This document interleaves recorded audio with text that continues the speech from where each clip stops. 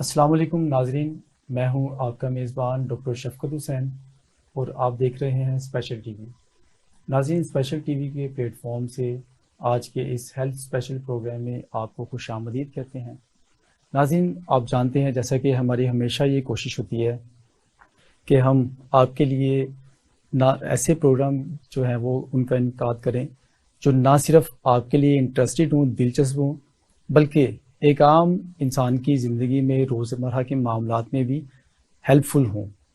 तो लिहाजा आज जो इस हेल्थ स्पेशल प्रोग्राम में हमने जिस प्रोग्राम का इंतज़ाम किया, इनाकाद किया, उसके ऊपर हम गुफ्तगू करेंगे हमारी बॉडी के अंदर जो कोलेस्ट्रॉल है इसका क्या अमल दखल है। कोलेस्ट्रॉल एक आम इंसान की ज़िंदगी में किस तरह के जो मनफी असरात मरतब करते हैं अगर ये बॉडी के अंदर इंक्रीज़ हो जाए। तो इसी सिलसिले के ऊपर हमने गुफ्तगू करने के लिए आज अपने इस प्रोग्राम में दावत दी है। शिरकत के लिए हमारे साथ मौजूद हैं डॉक्टर रासिब इंतज़ार जो जनरल फिजिशियन है।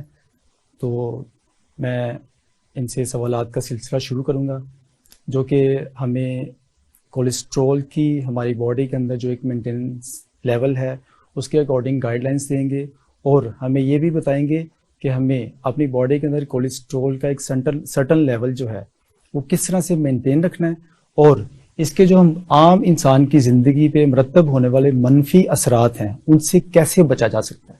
आप जानते हैं कि जैसे ही बॉडी के अंदर कोलेस्ट्रॉल ग्रो करता है, अपने एक सर्टन लेवल से बढ़ जाता है, तो ये मुख्तलिफ बीमारियों को, मुख्तलिफ किस्म के मसाइल को जन्म देता है, जिसमें दिल की मुख्तलिफ बीमारियाँ हैं, ओबेसिटी यानी मोटापा है, ब्लड प्रेशर, मुख्तलिफ तरह की बीमारियां हैं जिनके ऊपर हम गुफ्तगू का सिलसिला शुरू करते हैं डॉक्टर रासिब इंतज़ार से। अस्सलाम वालेकुम डॉक्टर साहब। डॉक्टर साहब कैसे हैं आप? खैरियत से हैं? जी, करम अल्लाह का। डॉक्टर साहब फर्स्ट ऑफ ऑल आपका बहुत शुक्रिया, बेहद मशकूर हैं आपके कि आपने आज के इस प्रोग्राम हेल्थ स्पेशल हमारे लिए टाइम निकाला, आपका बहुत शुक्रिया। तो डॉक्टर साहब कोलेस्ट्रॉल एक बड़ा कॉमन और एक अजीब सा एक इशू है हमारे मुआशरे में, बहुत अजीब सा मसला है। ऑलमोस्ट हर सेकंड थर्ड पर्सन इस मसले का शिकार है। तो डॉक्टर साहब थोड़ा रोशनी डालें कि ये कोलेस्ट्रॉल क्या है। जी जी, अच्छा, पहली बात तो ये शफकत भाई के कोलेस्ट्रॉल कोई बुरी चीज नहीं है अगर एक अपनी लिमिट के अंदर रहे। कोई चीज भी है ना वो अपने लिमिट के अंदर रहे तो अच्छी लगती है, जब लिमिट क्रॉस करती है तो तब बुरी। पहली बात तो ये होना चाहिए कि हमें पता होना चाहिए एक आम आदमी को कि कोलेस्ट्रॉल है क्या यार, ये बला क्या, किस बला का नाम है। आमतौर पे लोग हॉस्पिटल में जाते हैं, ठीक है, किसी क्लिनिक पे जाते हैं, डॉक्टर से मिलते हैं तो वो कहते हैं नहीं जी ਤੁਹਾਡਾ कोलेस्ट्रॉल बढ़ गया है ठीक है ना। पहले सानू यह पता होना चाहिए कि कोलेस्ट्रॉल है क्या। बेसिकली कोलेस्ट्रॉल जो है ना वो एक फैट लाइक वैक्स, समझते हैं ना, वैक्स या फैट लाइक सब्सटेंस है जो आपकी ब्लड के अंदर पाया जाता है। राइट, ये हमें इसकी जरूरत भी होती है बॉडी को। अगर ये होगा तो हम जो अपने नॉर्मल जो सेल वगैरह है ना, जैसे vitamin D level, vitamin D या कैल्शियम या दूसरी तीसरी चीजें, विटामिन वगैरह, उनके बनाने के लिए हार्मोन्स हो गए, इनके बनाने के लिए भी हमें बॉडी को जरूरत पड़ती है कोलेस्ट्रॉल लेवल की। तो कुदरत ने रखा है, जारी बात है, बॉडी के अंदर, तो इसका कोई ना कोई तो पर्पज होगा ना भाई। बिला वजह तो रखा, अगर बीमारी करता तो कुदरत भी इसको बॉडी के अंदर ना डालती। अब होता यह है कि इसको हमने बनाया, खुद बना दिया है इसको बुरा। उसकी एक रीजन है कि हम लोग क्या करते हैं कि हम लोग खुराक उस तरह की खाते हैं, फिर हमारा जो लाइफ स्टाइल है ना बेसिकली वो टोटली अनहेल्दी है। लाइफ स्टाइल ये बंदे की ना बड़ा मतलब डिपेंड करता है लाइफ स्टाइल के ऊपर। जैसे फॉर एग्जांपल कि मैं डॉक्टर हूँ, मैंने आ जाना सुबह से क्लिनिक के ऊपर, सारा दिन बैठा रहना, ये क्या कि अनहेल्दी लाइफ स्टाइल। राइट, कि वॉक मैंने नहीं करनी, पेशेंट देखना, खाना पीना खाना तो उधर ही खा लिया, एक ही जगह बैठे सारा दिन। दूसरी बात ये है कि फिर हमने जब डाइट लेते हैं तो उसमें ख्याल नहीं रखते कि क्या ले रहे हैं। नॉर्मली जितनी भी हमारी मार्केट के अंदर जितनी भी डाइट अवेलेबल हैं वो सारी सैचुरेटेड फैट से बनी हुई हैं। ठीक है, सैचुरेटेड फैट है क्या कि कोई भी फैट ऐसी सॉलिड फैट है जो भी रूम टेम्परेचर के ऊपर सॉलिड रहती है, वो मेल्ट नहीं होती। होना तो ये चाहिए कि एक आम सी फैट कोई भी ले हम वो जो रूम टेम्परेचर के ऊपर ऑयल वगैरह या अच्छा घी लें तो वो एक रूम टेम्परेचर के ऊपर उसको मेल्ट हो जाना चाहिए, या ह्यूमन एटलीस्ट ह्यूमन बॉडी के ऊपर तो उसे लाइक जो है ना 25 डिग्री जो 25 या 36 पे जाके उसे मेल्ट हो जाना चाहिए। ओके। लेकिन वो नहीं होती। उसकी एक बड़ी वजह ये है कि हमारी जो आजकल की माशाल्लाह इंडस्ट्रीज हैं, जितनी वो इतना नाकिस किस्म के ऑयल वगैरह प्रोड्यूस कर रही हैं। अब सैचुरेटेड फैट क्या होती है, आम आदमी को ये भी नहीं पता होता। सैचुरेटेड फैट क्या जी, बटर आप ले रहे हैं, ये भी तो सॉलिड फॉर्म में मिलता है बटर आपको। क्या है ये सैचुरेटेड फैट है। आप घी ले रहे होते हैं जमा, कोई भी ले ले, मैं किसी कंपनी का नाम नहीं लूंगा, ना किसी को स्पेसिफिक करूंगा, लेकिन जितना भी आपको सॉलिड फॉर्म में मिल रहा होता है, ठीक है। चीज वगैरह क्या है जो आप बर्गर शवारमे के अंदर या प्लेटर के अंदर बड़े मजे से खा रहे होते हैं, क्या ये सैचुरेटेड फैट है। इसने क्या करना है बॉडी के अंदर जाके, आगे पाम ऑयल, कोकोनट ऑयल, ये क्या है, ये तो आपकी सैचुरेटेड फैट है ना। अब आम जबान में हम लोग मतलब कि क्या करते हैं, पकड़ के बस लगे होते हैं, खा रहे होते हैं, इसका जरा भी ख्याल नहीं करते अपने मजे भाई इस मजे में और अंदर से क्या कर रहे हैं कि अपना कोलेस्ट्रॉल लेवल बढ़ा रहे हैं। कोलेस्ट्रॉल लेवल का लिमिट के अंदर रहना ही आपकी हेल्थ की जमानत है।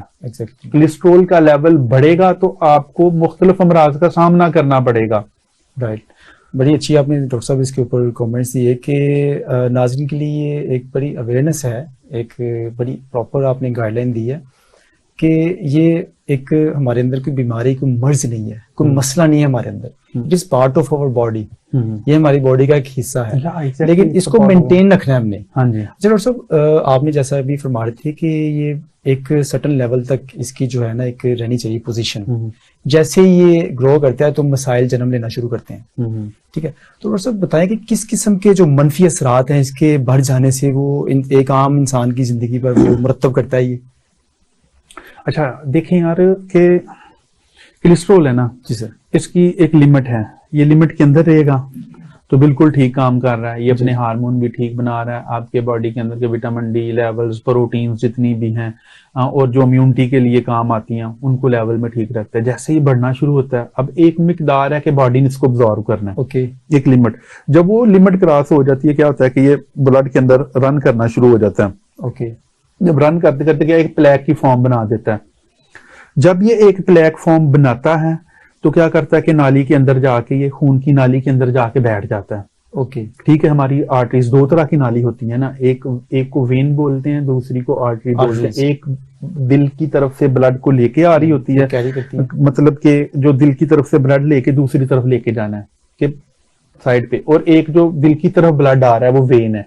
ओके, वेन और आर्टरी में भी फर्क होना चाहिए। दो तरह की हमारे अंदर जो अल्लाह ने ब्लड की सप्लाई रखी है ना, दो तरह की, जो हमारे पाइप अंदर आम जुबान में इनको बोल दें, एक ब्लड की तरफ थ्रो करते हैं, एक ब्लड से कैरी करते हैं। ओके, अब वो जो दिल की तरफ से ब्लड को लेके जा रही है ना नाली, उसके अंदर प्लेक बनाना शुरू कर देती है। ओके, अगर पीछे से इसका बैकग्राउंड देखा जाए कि दिल ने, जब आपका हार्ट है, इसने ब्लड को पंप करना है, ठीक है, पंप करके इसने पूरे बॉडी के अंदर आपके ब्लड को लेके जाना है। अब उसके अंदर जो कोलेस्ट्रॉल का लेवल वो बढ़ गया हुआ है।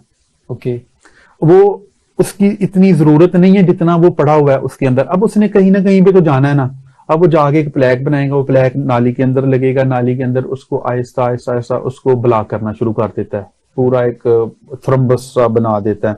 जब नाली पूरी बंद हो जाएगी तो क्या होगा, हार्ट अटैक आएगा। अगर वही प्लेक टाइम से पहले या उसके बाद टूट के ब्लड के साथ ट्रेवल कर तो आपके ब्रेन की तरफ जाएगा, स्ट्रोक कर देगा, जिन्हों आम जबान दे विच बोल देने कि फालज हो गया पेशेंट नूं। अब ये भी एक लंबे अरसे तक की कहानी है कि वो बनते बनते टाइम लगता है बंदे को। जी, वो पहले तो नहीं, जब हम लोग डॉक्टर के पास आते हैं तब तो आम जुबान में यही बोल रहे थे, डॉक्टर साहब चंगा भला बैठा ही ते बंदा जड़ा ना होने चला गया।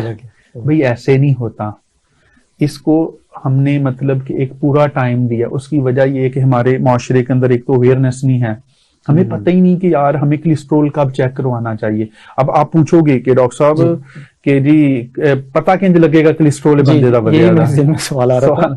अब पता कैसे लगेगा कि भाई आपको कोलेस्ट्रॉल इंडिकेटर, कोई ऐसी चीज, कोई साइन इंसान को, मतलब वो तो नॉर्मल लाइफ गुजार रहा है, उसको कैसे पता चलेगा कि ये मेरे अंदर बढ़ रहा है, साइलेंट किलर है जो मुझे इसकी कोई अलामत नहीं आती।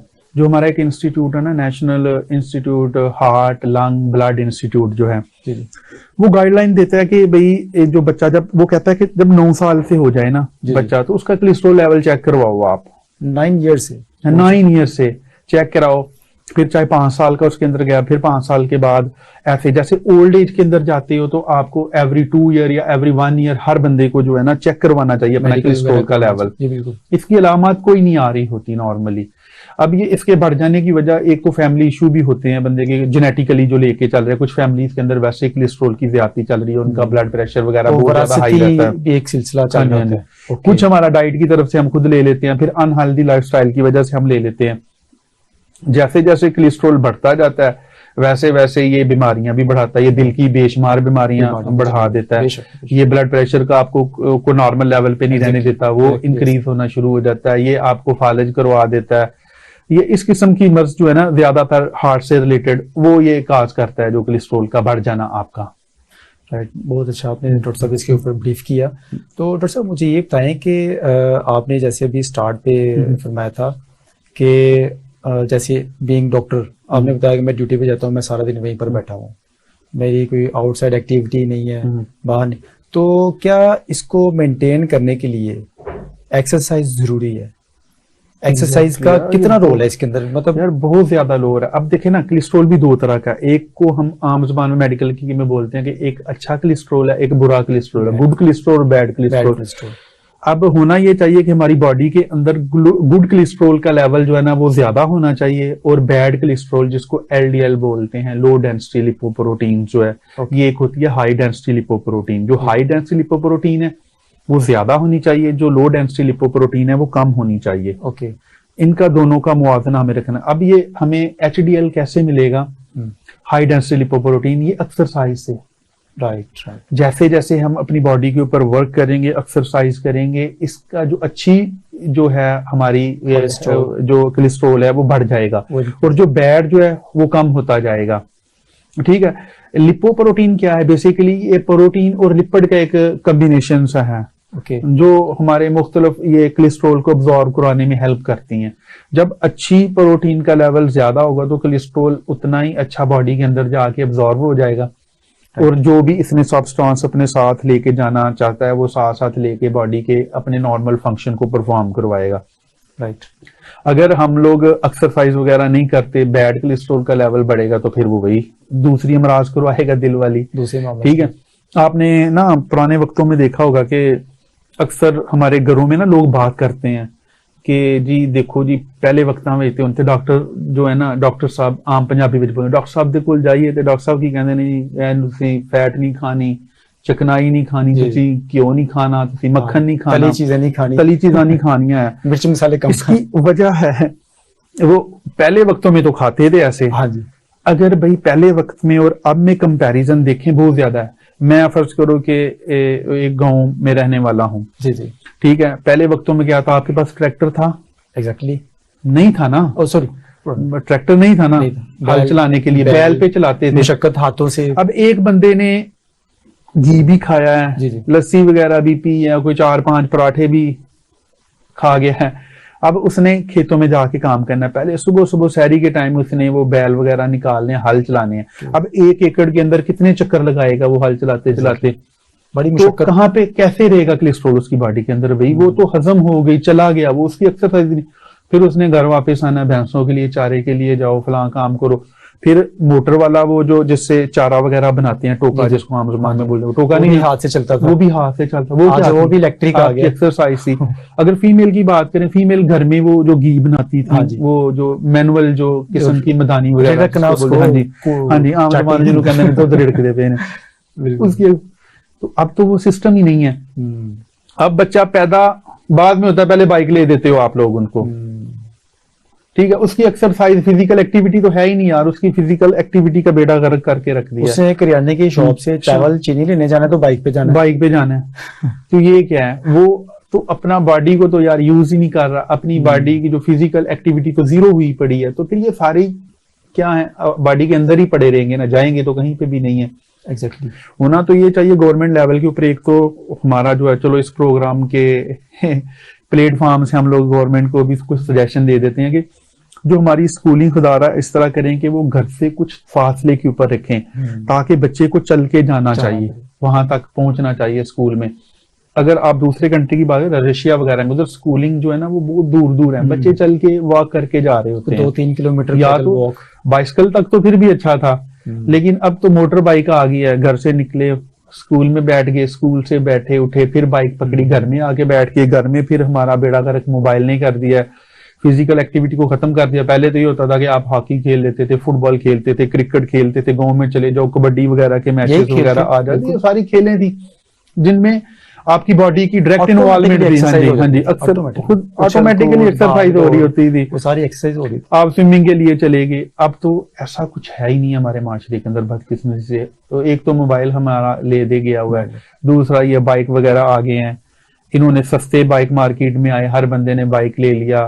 पेट्रोल के रेट जो है तो वो पहले कम थे, चलो अब तो बढ़ गए हुए हैं पहले तो बहुत कम थे, हर बंदा थोड़ा सा पेट्रोल डलवाया, चलो टाइम की बचत है यार, लेकिन टाइम की बचत करो, इन चीजों को अच्छे तरीके से इनका यूज होना चाहिए। आप इन चीजों के साथ साथ अपनी फिजिकल एक्टिविटी को ना डिस्ट्रॉय करो। अगर आप सिर्फ अगर फिजिबिलिटी आप ले रहे हैं, बाइक है आपके पास, आप बाइक पे ट्रेवल कर रहे हैं, तो फिर उसके ऑल्टरनेट पे आपको चाहिए कि आप एक रूटीन एक्सरसाइज की जरूर सेट करें, मॉर्निंग में, इवनिंग में, जब भी मतलब आप शेड्यूल में से टाइम निकाल सके, आप वो फिजिबिलिटी यूज करें। एक फैसिलिटी है तो आप यूज करें, लेकिन उसमें फिर एक्सरसाइज का कोई टाइम मखसूस जरूर रखें। हाँ जी, एक्सरसाइज जरूर होनी है। जैसे एज बढ़ रही है, एज बढ़ती के साथ कोलेस्ट्रॉल लेवल ने भी बढ़ना है, तो एज जैसे जैसे बढ़ती है आपको चाहिए कि आप एक्सरसाइज करें। एक्सरसाइज से क्या होगा, एक तो आपकी बॉडी बड़ी हेल्दी रहेगी, आप बड़े स्मार्ट से नजर आ रहे होंगे। हम लोग वैसे जैसे हॉलीवुड बॉलीवुड में देखते हैं कि एक्टर बूढ़े ही नहीं होते, उनकी वजह क्या है यार, वो मेंटेन रखते हैं, उनको क्यों नहीं बेशुमार बीमारियां जिस तरह हम। अगर आपको एक बात बताऊं कि जैसे वसीम अकरम तो बचपन से शुगर थी, डायबिटीज शुरू से सुनते आ रहे हैं ना, वसीम अकरम को शुगर थी, बचपन से सुनते आ रहे हैं। हमारे यहाँ एक बंदे को शुगर हो ना तो वो क्या होता है कि जी वो बंदा गिरा पड़ा होता है, उसका जो लाइफ जो है ना, लाइफ स्पैन वो बहुत कम हो जाता है, मोटापा आ गया उसकी वजह से वो एक्सरसाइज नहीं कर रहा। अगर वसीम अकरम को बचपन से शुगर हो के इंसुलिन के ऊपर हो के वो क्रिकेट खेल के अपनी बॉडी को हमसे ज्यादा फिट रख सकता है, तो व्हाई नॉट अस। वही बात उधर ही है कि सेल्फ जो है स्टेप लेना पड़ता है, इंसान को इनिशिएटिव लेना पड़ता है। हमने ना हर चीज को अपनी जिंदगी में ना वो इस तरह तारीख कर लिया है, उसको जरूरियत बना लिया कि हम रह नहीं सकते। हमें बेसिकली ना अपने लिए खुद के लिए टाइम निकालना चाहिए। अगर हम एक्सरसाइज के लिए टाइम निकालते हैं ना खुद के लिए, तो हम बेशुमार बीमारियों से, एक तो आप यंगर दिखाई दोगे, जी बिल्कुल ठीक है ना, बिल्कुल एज इतनी नहीं लगेगी, दूसरा लाइफ स्पैन आपका बढ़ जाएगा, ठीक है, तीसरी बात आप बीमारियों से बच जाओगे। ये तो मुफ्त की चीजें है ना जो करनी है, हमने सिर्फ टाइम निकालना है। वही तो डॉक्टर साहब बड़ी अच्छी आपने जो है ना इसके ऊपर ब्रीफिंग दी। तो डॉक्टर साहब एक क्वेश्चन स्पेशली जो लेडीज के लिए, फीमेल जो खवातीन के, आपको पता है कि नेचुरल प्रोसेस है कि प्रेगनेंसी का जो एक टर्न्योर होता है, 3 मैसेज चलते हैं, उसमें मुख्तलिफ किस्म की जो मेडिसिन, डाइट, और उसमें बाज़ औक़ात आपको पता है कुछ फूड मोटेलिक टेस्ट, कुछ इस तरह के इंडिकेशन भी अपीयर होते हैं जिस वजह से खवातीन प्रॉपर कुछ खा नहीं पाती ग़िज़ा खाने पीने से, और उसकी ऑल्टरनेट पे फिर डॉक्टर को मजबूरन जो है मेडिसिन, कैल्शियम, विटामिन D3 वगैरह वगैरह जो है ना वो ऐड करना। तो आप क्या समझते हैं कि उनके भी कोई कोलेस्ट्रॉल इंक्रीज करने में कोई असरात होते हैं इस तरह की मेडिसिन लेने से? यार देखिए, हमारे यहाँ मुझे ये तो नहीं पता, लेकिन ये पता है कि आफ्टर डिलीवरी जो हम लोग काम करते हैं, वो जो घी, शक्कर, पता नहीं क्या क्या खिलाते हैं कि पता नहीं क्या हो गया ना। तो फीमेल प्रेगनेंसी अगर हो गई है तो उसको चाहिए उस टाइम से भी एक्सरसाइज, प्रेगनेंसी के रिलेटेड जो भी एक्सरसाइज हैं, आप अपने मॉलेज या लेडी डॉक्टर जिसके पास आप प्रॉपर विजिटिंग के लिए जा रही हैं वो आपको बताते हैं, लेकिन हम करते ही नहीं है। जब एक्सरसाइज वगैरह नहीं करेंगे तो उसमें नॉर्मल डिलीवरी होने के भी चांसेस कम हो जाते हैं। इसीलिए हमारा रुझान डे बाय डे वो सी सेक्शन की तरफ जाता जा रहा है, ऑपरेशन की तरफ जाता जा रहा है। और दूसरा ये है कि एक तो वो एक्सरसाइज की कमी आ गई, तीसरी बात ये आपने बताई जो उल्टी वगैरह होती है, ये तो कुछ लोगों को स्टार्टिंग में प्रेगनेंसी के, ये तो जो है ना प्रेगनेंसी इंड्यूस हेमेटोमेसिस वगैरह आ जाती हैं कि प्रेगनेंसी की वजह से उल्टी वगैरह, लेकिन बाद में वो सेटल डाउन हो जाती हैं आहिस्ता आहिस्ता। उसमें ये होता है कि हार्मोन के लेवल का ऊपर नीचे चले जाने की वजह से आ जाती है, लेकिन वो कोई प्रॉपर बीमारी तो नहीं है ना जिसको हम लेके बैठ गए हैं, ठीक है। असल काम तो ये है कि एक तो आपको प्रॉपरली मतलब कि जो है एक्सरसाइज करना चाहिए प्रेगनेंसी के दौरान भी, और प्रेगनेंसी जब होगी उसके बाद कोई इतना बड़ा इशू तो नहीं, नॉर्मल डिलीवरी है तो चलो जी आप 2-4 दिन के बाद स्टार्ट कर दें। और फिर पूरा 40 दिन जो एक हमारी मिथ बनी हुई है कि जी इसको घी भी खिलाना है, इसको वो ड्राई फ्रूट पता नहीं वल्लाह आलम क्या क्या, तो उसके और दूसरा उसे कोई काम नहीं करने देना चारपाई के ऊपर, वो तो क्या होता है उससे कोलेस्ट्रॉल बढ़ेगा नहीं आपका। तो ये सिलसिला जो है ना अभी यहीं से जारी रहेगा। तो अभी वक्त हुआ एक छोटी सी ब्रेक का। तो नाज़रीन अभी वक्त हुआ एक छोटी सी ब्रेक का, तो हम ब्रेक के बाद दोबारा हाजिर होते हैं आपके पास बहुत सी मालूमात और इंटरेस्टिंग मालूमात इंशाल्लाह आपको प्रोवाइड करेंगे, तो हमारे साथ जुड़े रहिएगा।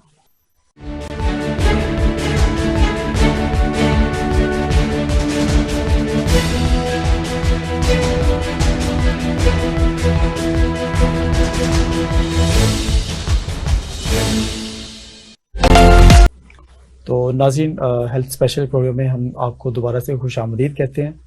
तो जैसा कि अभी डॉक्टर साहब बता रहे थे कि आफ्टर डिलीवरी जो हम अनस्केजुअल सी किस्म की डाइट जो फीमेल लेना स्टार्ट कर देते हैं, उसके भी कोलेस्ट्रॉल को इंक्रीज़ करने में बहुत अहम अमल दखल है। तो लिहाजा हमें उनसे भी परहेज़ करना है। खैर हम अपने प्रोग्राम के सिलसिले को आगे बढ़ाते हैं। तो डॉक्टर साहब ये बताइए कि इसके कोलेस्ट्रॉल के रिस्क फैक्टर्स क्या हैं? रिस्क फैक्टर तो यही है कि कोलेस्ट्रॉल, बात तो फिर वहीं पे आ जाएगी जी जहाँ से छोड़ी थी। एक तो पहली बात ही जब भी हम इसको करते हैं ना, कोलेस्ट्रॉल का लेवल भी कैसे बढ़ रहा है, जी कौन से ऐसे रिस्क फैक्टर हैं, कौन से ऐसे अवामल हैं जो इसको बढ़ाते जा रहे हैं कोलेस्ट्रॉल को, बात फिर वहीं पे चल आ जाएगी। एक तो आपका पहले नंबर पे आ जाता है आपका हेल्थी लाइफस्टाइल। अनहेल्दी लाइफस्टाइल बहुत ही इंपॉर्टेंट है कि हमारा लाइफस्टाइल ही जो वो हेल्दी नहीं है। दूसरी चीज ये है कि हमारी खुराक, तीसरी फैमिली हिस्ट्री आ जाती है। चौथी चीज जो आमतौर पे रेस आ जाती है कि नस्ल, जो कि जैसे मुख्तलिफ कंट्री के जैसे कुछ ये हमारे लोग हैं, जैसे ब्लैक पीपल हैं वाइट के अंदर, फिर इंडो एशियन वगैरह ये आ जाते हैं। अब इनकी जो जेनेटिक्स है वो डिफरेंट है एक दूसरे से टोटली। ये भी एक वजह है कोलेस्ट्रॉल के बढ़ जाने की। ठीक है, तीसरी चीज ये कि एक्सरसाइज ही नहीं है हमारी जिंदगी के अंदर बिल्कुल भी, वो तो मैं आपको पहले भी एक्सप्लेन कर चुका हूँ, एक्सरसाइज है ही नहीं है ना, तो हम एक्सरसाइज करते हैं ना खाते पीते कुछ देखते हैं, बस ऐसे समझें कि ट्रैफिक जा रही है अंधाधुंध। अच्छा डॉक्टर साहब ये बताएं कि चलें, ये आपने बताया कि एक्सरसाइज भी ज़रूरी है नाज़रीन के लिए, ये भी एक लेसन है, एक गाइडलाइन है कि एक्सरसाइज बहुत ज़रूरी है। जितना ज़रूरी ग़ज़ा है मैं समझता हूँ उतनी ज़रूरी एक्सरसाइज भी है। अच्छा डॉक्टर साहब मुझे ये बताएं कि अगर हमारी ग़ज़ा जो हम लेते हैं, ग़ज़ा के अंदर कौन सी ऐसी चीज़ें हैं कि जो कोलेस्ट्रॉल को हाई करती हैं? स्पेसिफिकली कुछ ऐसी चीज़ें बताएं ताकि नाज़रीन जो हमारे प्रोग्राम देख रहे हैं उनको पता चले कि इस किस्म की जो ग़ज़ा है जो हमारे कोलेस्ट्रॉल को हाई करने में जो मावन साबित होती है, उनसे फिर वो ताकि परहेज़ करें, बच सकें उनसे। या देखें, मैंने पहले भी आपको बताया कि सैचुरेटेड फैट, उसमें है क्या, चीज़ वगैरह आ जाता है, ठीक है, palm oil, coconut oil, red meat, ये बहुत ज़्यादा हमारे कोलेस्ट्रॉल को बढ़ाते हैं। फिर मार्केट के जो आम जुबान में गंदे घी वगैरह। आपको बात बताऊं कि मैं ना पिछले दिनों ऐसे ही निकला हुआ था, तो मेरी मुख्तलिफ लोगों से बात हुई, जैसे ये मैरिज हॉल वगैरह वाले हैं, तो मैंने पूछा कि मैंने कहा यार आप ये जो मतलब कि चिकन वगैरह को इसमें पहले वो आम जुबान से बोलते हैं तलते हैं, फ्राइड वगैरह करते हैं इसको, तो उसके बाद आप करी वगैरह बनाते हैं, सालन वगैरह जो भी बनाते हैं, आप जो घी बच जाता है क्या आप वही इसमें यूज करते हैं सालन के अंदर? वो कहता नहीं ये नहीं हम यूज करते। हम क्या करते हैं कि ये जो ऑयल फ्राइड के बाद, फ्राई करने के बाद चिकन को बच जाता है ना, ये हम आम जो छाबड़े वाला, रेडी वाला जो समोसे पकोड़े या इस तरह की चीजें वगैरह, बर्गर शर्गर बना रहे, हम इनको सेल करते हैं, ये हमसे आके ले जाते हैं। उसकी एक बड़ी वजह यह भी है कि जब आप ये काम करोगे तो जो एक आम बंदा है, जिस बेचारे की अप्रोच किसी अच्छी जगह से बैठ के खाने की नहीं है, वो तो वहीं जाएगा ना, ठीक है ना, तो वो जाएगा इन छोटी छोटी फूड स्ट्रीट वाली शॉप्स के अंदर, जी ठीक है, उधर से जाके वो लेगा। वो घी क्या होता है कि उसके वो बगैर ग़िज़ाइयत वाला घी भी होता है, और नाकस क्वालिटी का भी होता है, मुजरे सेहत है, वो भी हमारे इन चीजों मामलात के अंदर बड़ा किरदार रोल एक अदा करता है चीजों को बढ़ाने के लिए।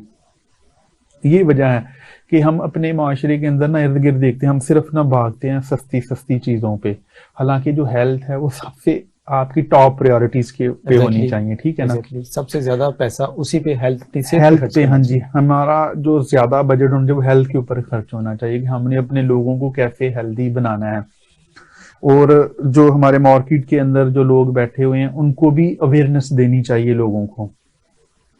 इवन कि मैंने एक पिछले प्रोग्राम के अंदर भी बात की थी कि हमारे जो फूड अथॉरिटी है ना, उनको बताना चाहिए कि हमारे रेस्टोरेंट किस किस क्वालिटी के हैं। उनको बकायदा एक नंबर प्लेट इशू करनी चाहिए, किसी को रेड देनी चाहिए जिसका सबसे नाकस है, उससे जो बेटर है उसको येलो करनी चाहिए, जो उससे बेटर है उसको हम ग्रीन दें।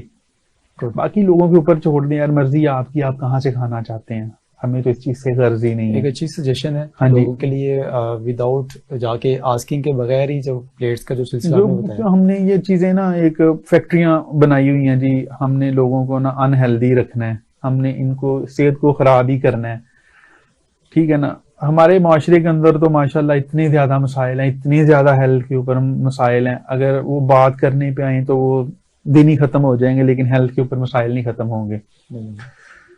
फिर हमारे गली महलों के अंदर जो डॉक्टर हजरात बेचारे बैठे हुए हैं, वो हमें क्या आगाही देंगे, उनको पता ही नहीं, बस उन्होंने पुड़ियां बांध बांध के ना सेल करनी होती है। उनको यही नहीं पता कि एक बंदे को, एक बच्चे को किस उम्र से इसका कोलेस्ट्रॉल का लेवल चेक करवाना चाहिए। फिर जो इसकी अलामत तो आती नहीं है, उन बेचारों को पता नहीं इसको पिक कैसे करना होता है डॉक्टर ने साइंस के ऊपर। वैसे तो अगर दूसरे कंट्री की बात की जाए, वहां तो प्रॉपर आपके हर 6 माह के बाद एनुअली टेस्ट वगैरह होते रहते हैं, उससे आपको पता चलता रहता है कि भाई आपकी हेल्थ कहाँ पे खड़ी है, अब आपको क्या करना चाहिए, अब आपको डॉक्टर के पास जाना चाहिए, नहीं जाना चाहिए, ये सारी बातें। लेकिन बदकिस्मती से हमारे मुल्क के अंदर ऐसा कुछ भी नहीं है, कुछ भी नहीं, क्योंकि हम लोगों ने हेल्थ के ऊपर काम किया ही नहीं है टोटली। जो भी आता है बस कहता है कि दिन गुजारो और जाते जाओ, हेल्थ के ऊपर काम नहीं करना आपने। अच्छा डॉक्टर साहब, ये बताएं कि चलिए ये तो आपने बता दिया कि तब मार्केट में जिस तरह का सैचुरेटेड किस्म की ग़िज़ा हमें मिल रही है, फिर वो आपने एक वाक़या भी बताया कि यूज्ड जो है वो घी वो दोबारा उसको रीयूज किया जाता है, तो वो जाहिर है कोई भी आम हेल्थी पर्सन जो है, एक सेहतमंद इंसान, वो भी वहाँ से जाके जब स्ट्रीट फूड्स ऐसे हैं चीज़ें वो खाएगा, उसमें वो फ्राइज हैं, समोसा हैं, रोल्स वगैरह। यार हमारी जो डाइट है ना शफकत भाई, वो तो टोटली अनहेल्दी है ना, उसके ऊपर तो बात करना बनती ही नहीं है मेरे हिसाब से। वो जो भी लेंगे ना आप मार्केट में, वो अब ना एक भागदौड़ लगी हुई है कि प्रॉफिट कैसे कमाना है, और सेहत से कोई गर्ज है ही नहीं है किसी को। अगर जैसे हमारा दीन हमें सिखाता है ना कि आप अपने भाई के लिए भी वो पसंद करो जो खुद के लिए पसंद करते हो। बेशक बेशक। अगर हमारे अंदर ये बात आ जाए ना कि यार जो मैं बना रहा हूँ क्या मैं खुद खा सकता हूँ, तो सर मशवरा भी वो देना चाहिए जो आप खुद कर रहे हो। 70% तो बीमारियां ऐसी से खत्म हो जाएंगी, लेकिन नहीं है। हमारे जो वाटर का वो भी यही हाल है कि इतना नाकस किस्म का, हाँ जी बिल्कुल, सैनिटरी का कोई निज़ाम है ही नहीं है हमारे पाकिस्तान के अंदर। जाहिर है वो भी बहुत इफेक्ट करती है इन चीज़ों को, डेफिनेटली। अच्छा डॉक्टर साहब, ये बताइएगा कि जो कोलेस्ट्रॉल जिन चीज़ों से की वजह से ग्रो करता है, वो तो चलिए आपने डिस्कस कर दिया, अब ये कुछ थोड़ा सा रोशनी डाल लें कि कौन सी चीज़ें जो हैं वो नाज़रीन की काउंसलिंग के लिए, इनकी गाइडलाइंस के लिए कैसी चीज़ें अपनी ग़िज़ा में शामिल करनी चाहिए, क्या क्या चीज़ें लेनी चाहिए इनको हम सब लोगों को, कि जो हमारे कोलेस्ट्रॉल लेवल को मेंटेन करें, उसको एक सर्टन लेवल से ग्रो ना करने दें, ताकि मोटापे से, दिल की बीमारियों से, ब्लड प्रेशर से, जिस तरह की बीमारियां जन्म लेती हैं कोलेस्ट्रॉल के हाई होने की वजह से, उनसे बचा जा सके। कौन सी ग़िज़ा ऐड करनी चाहिए अपनी डेली रूटीन ग़िज़ा के अंदर? एक बात तो ये है कि अगर कोई भी बंदा अपने आप को हेल्दी रखना चाहता है तो अपनी लाइफ के अंदर ना कोई स्केड्यूल बना ले। जी। उसकी जिंदगी के अंदर ना टाइम टेबल होना चाहिए हर चीज का। जी जी। आपके खाने का टाइम होना चाहिए, आपके सोने का टाइम होना चाहिए, आपकी नींद वगैरह भी पूरी होगी ना, आपका कोलेस्ट्रॉल का लेवल अच्छा रहेगा, कंट्रोल में रहेगा, ठीक है ना। आपके खाने का टाइम अच्छा होगा, फिर खाने के बाद आप प्रॉपर टाइम दें डाइजेशन के लिए, ठीक है ना। वॉक शाक करें 2 3 4। इसी वजह से तो हमारा जो असल दीनी तरीका ये है कि नमाज मगरिब के बाद ना खाना खा लो, उसके बाद इशा की नमाज अदा करो, वो 2 3 घंटे का वक्फा आ जाता है। आप चल फिर रहोगे, मस्जिद में जाते हो चल फिर के, फिर मस्जिद से आना, नमाज पढ़नी, आपकी एक्सरसाइज होगी, उसके बाद आप ना खाओ सो जाओ। ठीक है। तीसरी चीज, एक्सरसाइज करो, खुद के लिए टाइम निकालो। बिल्कुल ठीक है ना, ये बेशुमार बीमारियों से बचा लेगा आपको। खुद के लिए टाइम निकालोगे, डेली के एक बंदा एक मतलब के एक इरादा कर ले कि भाई मैंने ना 24 घंटे में से आधा घंटा वॉक करनी है अपनी हेल्थ के लिए, हेल्थ अपनी के लिए। सेहत के लिए। जब लोग हम लोग क्लिनिक के ऊपर बैठ के बात करते हैं ना, जो पेशेंट आते हैं वो बोला क्या आके बात करते हैं, हम कहते हैं कि आप वॉक करो, आपका ब्लड प्रेशर बहुत ज्यादा हाई है, आप नमक कम लो, वॉक करो। वो कहता है डॉक्टर साहब सारा दिन तो मैं कम करता रहना वहां। वो भाई वर्क को और एक्सरसाइज दोनों अलग अलग चीजें हैं, दोनों को एक होगा साथ ना मिक्स करो आप। हम लोग वॉक को उसी के साथ मिक्स कर देते हैं। अम्मा जी आती हैं अक्सर कहती हैं जी डॉक्टर साहब मैं तो घर विच बड़ा ही चलनी आ, तो मैनू केड़ी जरूरत है बाहर निकलने दी। भाई वो आप काम के सिलसिले में कर रहे हो, वो काम है आपका, वो एक्सरसाइज नहीं है। एक्सरसाइज का मतलब क्या है कि आप मेंटली तौर पे प्रीपेयर होके आप पार्क वगैरह के अंदर जाते हो इस नीयत से कि मैं अपने आप को फिटनेस के लिए, अपनी बॉडी को फिट करने के लिए एक्सरसाइज की नीयत से जा रहा हूं, तब जाके बॉडी, फिर आपकी बॉडी भी उसी तरह ही वर्क करती है। साइकोलॉजिकली हमारा जो है ना एक जो काम माइंड है वो उसी तरीके से जिस तरह इसको ट्रेन करेंगे वो पूरी बॉडी को उसी तरह ट्रेन करता जाता है। उसको ट्रेन करें, अगर इसको उस तरह ट्रेन नहीं करेंगे तो वो भी फिर वही करेगा। वर्क क्या, वर्क एक तो किस्म का पाकिस्तान के अंदर स्ट्रेस है। स्ट्रेस से क्या होता है, आपका कोलेस्ट्रॉल लेवल बढ़ जाता है। ठीक है ना, हम लोग काम को और एक्सरसाइज को दोनों को मिक्स कर देते हैं, ये नहीं करनी चाहिए। दूसरा में ग्रीन वेजिटेबल अच्छे वाली लेनी चाहिए, हाइजीनिक का ख्याल रखना चाहिए, प्रॉपर वॉश करनी चाहिए। ठीक है जी, उनको खाना चाहिए।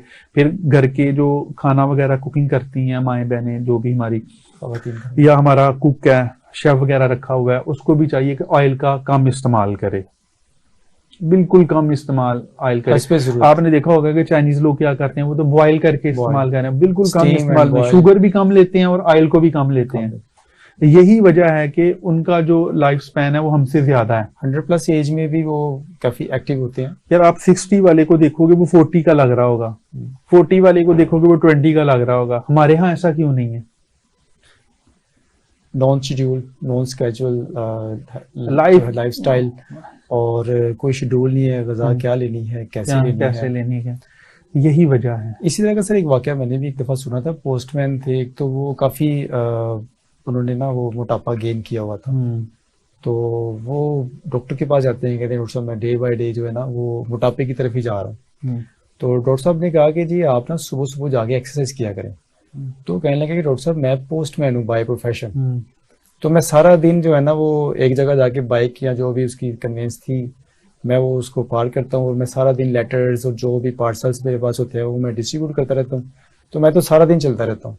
तो डॉक्टर साहब ने भी उनको यही सजेशन दी थी जो भी आप बात करें। डॉक्टर साहब कहते हैं कि आप उस वक्त होते हैं ड्यूटी पे, आप काम पे होते हैं, तो आप साइकोलॉजिकली वर्किंग कर रहे होते हैं, आप जो चल फिर रहे होते हैं वो साइकोलॉजिकली आपकी बॉडी को एज ए एक्सरसाइज इफेक्ट नहीं करता, उसके लिए आपको अलग से टाइम निकालना होगा। ऐसे ही है एग्जैक्टली। तो डॉक्टर साहब थोड़ा रोशनी डालें कि खास तौर पर ये जो मैसेज है मैं खवातीन के लिए चाहता हूँ कि आप कोई मैसेज दें। खवातीन तो बिल्कुल भी, खवातीन ना उल्टे सीधे कामों के ऊपर ना बड़े पैसे लगा देती हैं।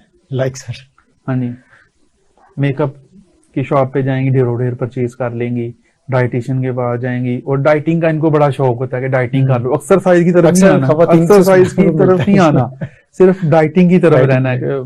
डाइट बंद कर दो, मैं स्मार्ट हो जाऊंगी, कपड़े बड़े फिट आएंगे, ये होगा वो। हालांकि डाइट करना भी मनफी असरात मतलब करता है। हाँ जी, आप अगर डाइटिंग करनी है तो किसी प्रॉपर डाइटिशियन से उसका एक शेड्यूल बनाओ, ठीक है ना, वो क्या आपको किस टाइम पे क्या लेना चाहिए, किस टाइम पे क्या लेना चाहिए, किस टाइम पे, एक प्रॉपर डाइट प्लान होना चाहिए आपके पास, उसको फॉलो करना चाहिए। बिल्कुल। हम लोग ना भूखे रहने को डाइट कहते हैं कि ये डाइट हो रही है। भाई आपको फैट कितनी लेनी चाहिए, प्रोटीन्स कितनी लेनी चाहिए, एक पूरे दिन के अंदर आपने कैलोरीज कितनी लेनी है, फिर फैट को कैसे कम करना है, ठीक है, ये सारी चीजें आ जाती हैं। लेकिन हमारी जो खवातीन है ना माशाल्लाह, वो कहती हैं कि बस ठीक है भूखा रह लो, ये डाइट काफी है, 2 कदम नहीं चलना, काम नहीं करने घर के, हालांकि जितने काम आप घर में होना तो ये चाहिए कि हमें घर की सफाई वगैरह भी खवातीनों को खुद करनी चाहिए, ये भी आपकी किस्म की एक्सरसाइज है। लेकिन बदकिस्मती से हम इसको ना बायस शर्मिंदगी समझते हैं। नहीं जी, घर में मुलाजम रखा हुआ है, खाने के लिए अलग से है, अच्छा जी कपड़े वॉश करने के लिए अलग से है, लॉन्ड्री वगैरह जो करता है वो अलग से है आपका, ठीक है जी, जो सफाई करता है वो अलग से है, क्लीनर आपका जो अलग से है। ये सारे, अगर ये सारे काम खुद करो तो कितने फिट रहोगे आप। एग्जैक्टली बॉडी की मुशक्कत मिलेगी। जैसे अभी आप बता रहे थे कि जितनी मुशक्कत, इसको आपने तो एक बड़ी अच्छी जो है वो चीज़ें शेयर की कि स्कूलिंग जो है वो कुछ 2-2.5-3 किलोमीटर के फासले पे होनी चाहिए, और बाईसाइकिल की जगह मोटरसाइकिलें आ गई, तो ये भी इट इज़ पार्ट। यार ये तो पेरेंट्स को चाहिए ना कि अगर फर्ज करो हमारे एक चीज नहीं मिलती, लेकिन पेरेंट को दूसरी चीज ना मिले, बच्चे को आदत डालें कि भाई आपने चल के स्कूल जाना है। कितना, फर्ज करो कुछ लोग गांव से आते हैं तो शहर क्या 1-आधा किलोमीटर दूर होगा, उसे सुबह सुबह सीखो कि भाई टाइम पे उठो और आपने वॉक करते हुए स्कूल जाना है, गाड़ी पे नहीं छोड़ने जाना। ठीक है, एक तो आपकी कॉस्ट कम पड़ जाएगी, दूसरा ये कि बंदा भी फिट हो गया, फायदा है। तो हम लोगों ने ना बेशुमार अखराजात और ऐसे फजूल किस्म के प्रोटोकॉल अपने सर के ऊपर सवार कर लिए जिनका कोई तल्लक नहीं आपके स्टेटस से है। हालांकि ये टोटली हेल्थ, और जैसे कि हमारे लाहौर के कुछ स्कूल बड़े अच्छे अच्छे स्कूल हैं उधर जी, हमने बच्चों को ना मेंटली तौर पे ऐसा प्रिपेयर कर दिया कि आपने जी इनको गाड़ी के ऊपर ही छोड़ के जाना है, नहीं तो इसकी वो रिस्पेक्ट नहीं दिखेगी सोसाइटी के अंदर जी। बच्चा चल के आया क्लास फेलोज में, हाँ जी, और क्लास फेलो वगैरह में ऐसा कुछ नहीं होगा। लेकिन होना नहीं चाहिए, लेकिन होना यही चाहिए कि बच्चे को आदत डालो कि भैया वॉक करते जाओ, वॉक करते आओ, ये सबसे अच्छी है। आके फिर बच्चे को, पेरेंट को चाहिए कि उसको 2-4 घंटे दे घर में आके, चलो कम से कम 1 आवर तो दे, उसके साथ फिजिकल एक्टिविटी करवाए, ना कि वो घर में मोबाइल लेके बैठा रहे। एक तो उसकी खुद की एक्सरसाइज हो जाएगी, दूसरा बच्चा भी फिट रहेगा। एक्जेक्टली जितनी एक्सरसाइज करोगे आपने उतना ही आपका जो है ना मेंटली लेवल, आप यहाँ से भी स्ट्रांग होते जाओगे। आप में डिसीजन पावर जो है ना वो आपकी इंप्रूवमेंट, आप रिसर्चें उठा के देख लो बेशुमार, जो लोग एक्सरसाइज करते हैं वो मेंटली तौर पे भी मजबूत होते हैं।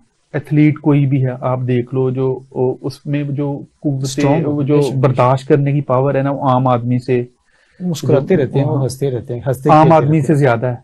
वो स्ट्रेस के अंदर भी देखो बिल्कुल नॉर्मल लग रहा होगा, और हमारे पसीने छूटे होते हैं स्ट्रेस के अंदर, जरा सा भी, तो क्योंकि उसने जिंदगी की ऊंच नीच को देखा है, मुकाबले के अंदर देखा है। एक्सरसाइज आपके अगा को मजबूत बनाने के साथ साथ आपको मेंटली तौर पे भी मजबूत बनाती है।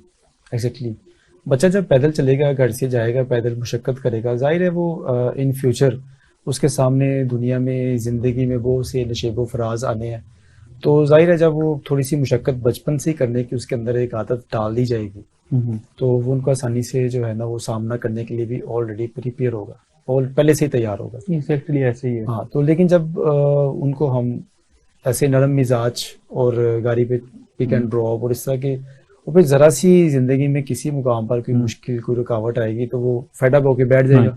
फिर शफकत भाई इसके बाद जो लास्ट पे आता है, ये तो हो गया हमारे जो लाइफस्टाइल के मतलब, क्योंकि मैं ज्यादा जो है ना फोकस इसी बात पे कर रहा हूँ कि हमें मेडिसिन को कम यूज करें, लाइफस्टाइल को ज्यादा, इसके अंदर बदलाव लाएं, इसको चेंज करें, और मेडिसिन पे कम है। नहीं तो एंड पे मेडिसिन तो पड़ी हुई है, मेडिसिन तो मार्केट के अंदर अवेलेबल है बेशुमार, जो आपके कोलेस्ट्रॉल के लेवल को डे बाय डे कम करती जा रही हैं। बिल्कुल ऐसे, ठीक है ना। अगर आप लाइफस्टाइल को अच्छा नहीं करोगे तो आपको मेडिसिन के ऊपर शिफ्ट होना पड़ेगा। जब मेडिसिन के ऊपर शिफ्ट होना पड़ेगा, एक मेडिसिन है, क्योंकि ये जो मेडिसिन है नहीं आपको लंबे अरसे तक खानी पड़ती है। कोई भी कोलेस्ट्रॉल को कम करने वाली अद्विया, जैसे हार्ट पेशेंट है वो पूरी जिंदगी मेडिसिन लेता रहता है, स्ट्रोक वाला पेशेंट है वो पूरी जिंदगी मेडिसिन लेता है। अब ये मेडिसिन जहाँ पे अच्छे असरात मरतब करती हैं, वहां बुरे असरात भी आपकी नेगेटिव करते हैं। तो सारी तमहीद बांधने का मतलब ही ये था कि भाई आप अपनी जिंदगी को, अपने लाइफस्टाइल को अपनी जिंदगी के अंदर बेहतर बनाओ और दवाइयों से बच सको।